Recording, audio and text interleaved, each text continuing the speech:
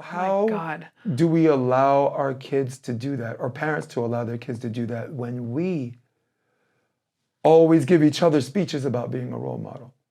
You know, like Daron Forbes, who was my program director, who I worked for her. We had a huge falling out, but when you're that close to someone like that, we're family. It comes back, and she's still like a mom to me. You know, she had a huge problem with me cursing on my podcast and using profanity.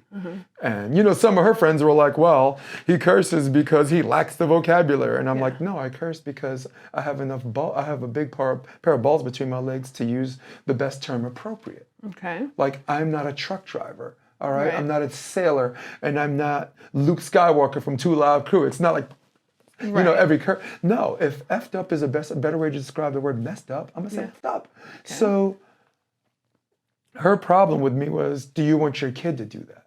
Because isn't that the same speech that when you want to give someone, a parent, a role model speech? Do you want your kid to do that? Do you want your kid to do that? Have you seen? My argument, keep that thought. No, but my argument is, I want my kid to do what I say and not say what I do. All right? Because there's a bunch of things I don't want my kid to do that I've already done. I don't want my kid to join the army. Right? Right. I don't want my kid to study acting. And I sure as hell, I will slide down a razor blade and land in an alcohol bath before I want my kid to coach volleyball. All right? That's basically your life, or even Jay. play the You're sport. doing just fine. But you understand what I'm saying? All these things are ingratiated in my life that save me and do me at the same time that I don't want my kid to do. So these people stop cross-correlating being a role model with things that you think your kids should do that you think you're going to do. Michael Jordan, right?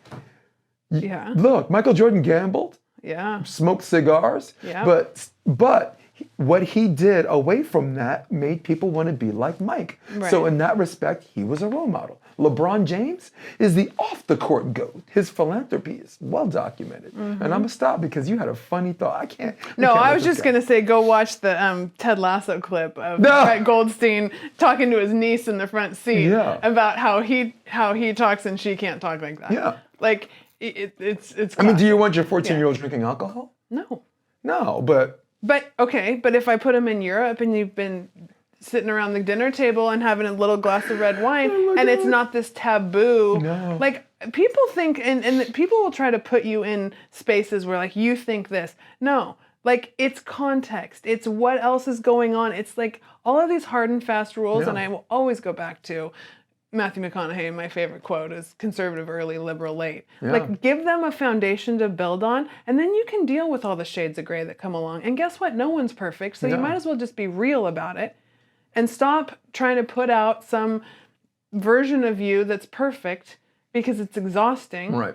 And the faster you realize that, the better you're going to get along with people. You're going to cut people so much more slack. You're going to deal with life's challenges with a lot more grace. I mean, and you're going to understand where your story starts and someone else's begins.